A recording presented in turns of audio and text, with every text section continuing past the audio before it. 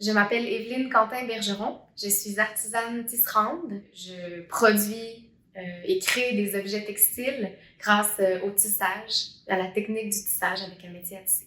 Je développe des collections de textiles, des micro-collections de textiles, parfois du vestimentaire, parfois de l'utilitaire, donc pour la maison, des coussins, des sacs, etc.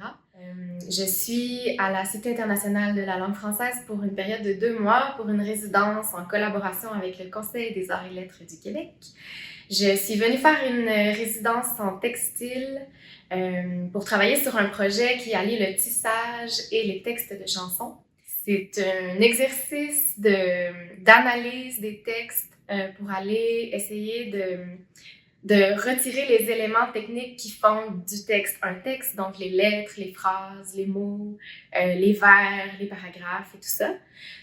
Puis d'essayer de transposer ces éléments-là en langage visuel ou en langage tactile, vu qu'on parle de textile. J'essaie d'associer à chaque élément textuel un élément visuel ou tactile. Par exemple, chaque lettre a sa couleur, chaque phrase a son rythme. Puis il y a également tout un aspect d'interprétation aussi, donc quelle énergie la chanson dégage va m'inspirer un peu pour le motif que je vais utiliser pour mon tissage. Est-ce que c'est une chanson triste? Est-ce que c'est une chanson joyeuse? J'ai choisi 2 chansons que j'aime beaucoup. Une chanson française, une chanson québécoise. La chanson française, c'est « Dis quand reviendras-tu » de Barbara. Et la chanson québécoise, c'est de Daniel Bélanger, « Les deux printemps ». Donc, pour moi, c'est 2 chansons qui sont quand même assez opposées, mais en même temps qui parlent de la même chose.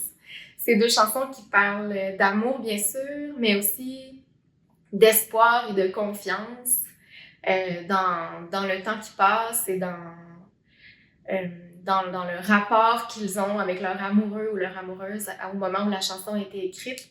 Donc, j'ai ces 2 chansons-là que je vais interpréter en langage tissé. Puis par la suite, j'ai un 3e exercice qui va être de réunir les 2 chansons dans une même œuvre. Donc, de prendre chacun des paramètres, de tous les paramètres qui ont été élaborés pour chacune des chansons, puis de les combiner dans une seule et même œuvre à la toute fin, qui va devenir un peu une œuvre indépendante, flottante, qui va réunir les caractéristiques des deux. Puis qui va faire une espèce de pont entre les 2 univers. Il n'y aura pas de musique associée, mais qui va être appréciable simplement par la vue et le toucher. L'idée de pouvoir apprécier un texte ou une œuvre musicale avec un autre sens que celui de l'ouïe ou de l'audition, ça relève de la métamorphose selon moi, puis de pouvoir voir si une autre forme d'interprétation d'une œuvre X, une œuvre donnée, est aussi parlante ou aussi évocatrice de l'énergie de cette œuvre-là. Est-ce que c'est possible de transposer une œuvre musicale en œuvre textile? Est-ce qu'on va ressentir cette énergie-là quand même imprégnée dans l'ouvrage? Je travaille avec un métier à tisser de 8 cadres, qui est un bel objet que j'ai acquis justement pour la résidence, qui me permet, grâce aux 8 cadres, de développer des motifs assez complexes qui me supportent bien justement dans l'élaboration de mes motifs pour ce projet-ci. Mes matériaux de prédilection sont les matériaux naturels, donc les fibres naturelles, la laine, le coton, le lin, la soie. Pour ce projet-ci, j'utilise de la laine et de la soie, qui est très brillante, très très douce, un peu dodue, donc ça remplit bien l'espace. J'aime bien ce matériau-là.